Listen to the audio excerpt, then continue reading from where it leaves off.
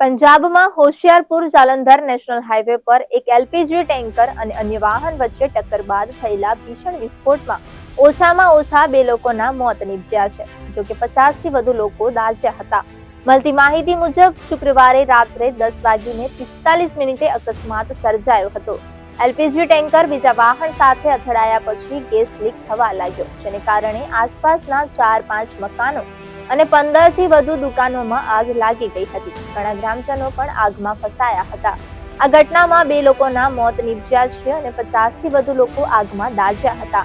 હાલ ઇજાગ્રસ્તોને હોશિયારપુરની સિવિલ હોસ્પિટલમાં સારવાર અર્થે ખસેડવામાં આવ્યા છે, જેમાં 5થી 7 લોકો એવા છે જે ખૂબ જ ગંભીર રીતે બળી ગયા છે.